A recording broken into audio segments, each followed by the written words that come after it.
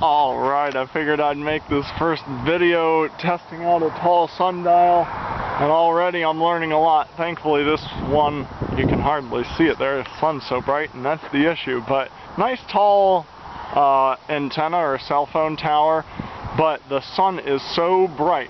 This is why we do these kinds of things in advance, because unexpected things will happen and you don't want to wait until the day of the solstice to start trying to measure these things, or equinox, or whatever event you're trying to do, because unexpected things will happen. And the unexpected thing I'm running into today is I did not realize the sun would be so bright that, well, I knew that the shadow would be faint. That was expected. You can hardly see the shadow on the ground, but there's a trick that you can do with your hand, like, let me see. Let me explain. There's a car coming by. But there's a trick you can do with your hand, like where if you block the sun with your hand and you know where that spot is, right there at the top of the thing, then you can turn around and look at the ground and see where your shadow is, and you can mark it like that. So there are tricks you can do. But the thing that I ran into today was it's so bright up there, I cannot even, like, I'm supposed to be able to walk and get like right under the top of my tower up there and get the sun right behind it and know where that is, and then I can do my little trick there. But the sun is so bright I cannot even tell if it's on the right point. So what I would suggest is you're going to need like a welding shield blinder so you can actually look at the sun when you're looking at the sun, to make sure it's on your sundial spot. And Squirrelly Nations YouTube channel did a video where he had a little cardboard cut out with a circular, some kind of welding shield or something, like a heavy-duty sunglasses that blocked the sun enough so you could still see the circle. But I think with that you should be able to zero in on your spot. You should be able to look right at the sun through that thing and make sure it's being obscured by the top of your dial. And then when you realize it's on the right spot, then that's when you turn around and you do your little trick to identify where the spot is on the ground. And I think you should be able to do that because the sundial is so tall.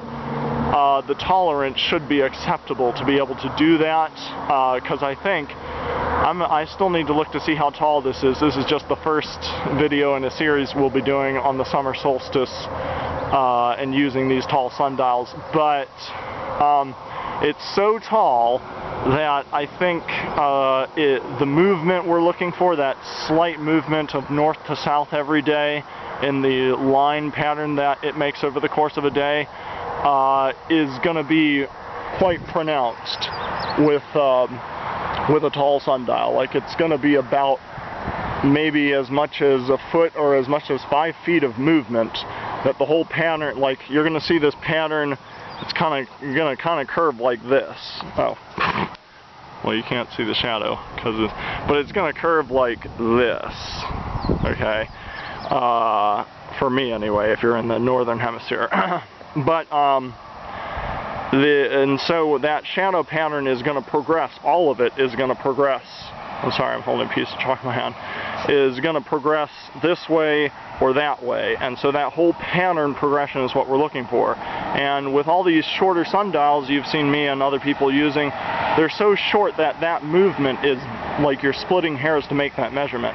But with a sundial this tall, that movement, I'm estimating, should be about, it could be, depending on the height of your sundial, I calculated the Washington Monument, I think, would have about 10 feet of movement, the kind of movement we're looking for, so it won't be a guessing game, but you need to be able to see your target, and you're going to need some kind of shield. And Squirrelly Nations, if you're watching this and you can drop in the comments what the material is you used and where people can get it, maybe even a how-to of how to make it, or, you know, do that, that would be great. But I guess that's it for now.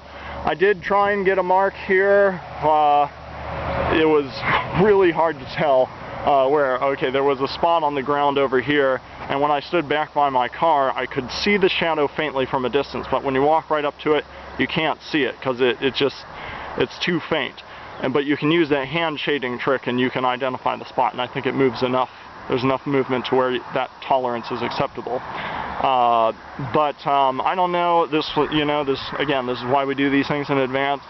Unexpected things can happen, and we need time to troubleshoot things and work out the bugs. So I did get a mark somewhere around here, right in front of this oil spot. And there's, or whatever that is, and there's trees and a barn right there, and you can see a church spire right around the hill over there. So that's how I generally know where my spot is. I'm not going to be here next week, but I'll check it next week. Just, as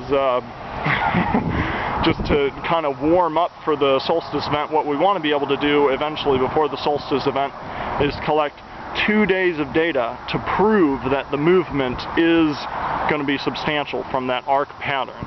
So it's going to arc, if you can see, it's going to arc like that over the course of the day. And so we want to see if there's going to be a pattern, and then there's going to be another pattern, and we want to see if the gap between those two patterns is going to be as clear, much clearer than what we've been seeing with these shorter sundials. So that's take one. I recommend getting out there, find yourself a sundial. Cell phone tower. I'll put a link in the description below this video. You can identify the land parcels that these towers are on and maybe go ask the owners for permission to walk on their property. Or if you're fortunate or blessed enough like me to find one that's actually on public property, you don't need to worry about that. The other nice thing I like about this is there's a road going right at the base of this, and then another road going right at the base over here. And it's going to cross over the road. The shadow is going to cross over this road, and it's going to cross over that road at 2 points in the day. And that just makes a nice background to make your marks on, like chalk or whatever you're going to do. Like sometimes if you're in the weeds and stuff, or if you have tree cover, it might block your sundial or make it hard for you to see. Depending on the height of your sundial, if the movement is only like 1 or 2 feet, it'll be harder to see in tall brush like this. So if you can do it when it crosses the road, that'd be great. The other thing to be aware of is it'll cross really quickly. Like I think I just watched it cross over, and it crossed the shadow crossed the entire road in like 5 minutes. So you got a short window of time if you're going to do that. So I would recommend practicing, and we're going to try and network with truth seekers around the world. Got somebody in Spain who's going to be experimenting with a really tall sundial there. I'll put a link in the description below this video, and I hope a brother in Australia will help again, and we're going to be trying to answer some big questions about what I've been calling sign day, the duration of a sign day, and I believe what Squirrelly Nations has been referring to as the range of a day. We'll have an opportunity to answer some big questions if we network with our brothers and sisters around the world to collect data like this on these special days that divide the seasons of the year. So this summer solstice is the longest day of the year approaching, and it's the day that separates spring from summer, first quarter of the year. So, there are special signs that happen, and that's what we're trying to look for and understand the signs and how everyone on Earth sees those signs, and it just might have the potential to answer the question, or explain what Enoch is talking about. And I have another video putting some food for thought out on that topic. I'll include those links in the description below this video. Alright, so I encourage you to get out ASAP, find your sundial, start experimenting with it a little bit. Please let me know if you have questions. I'll have my email in the description below this video.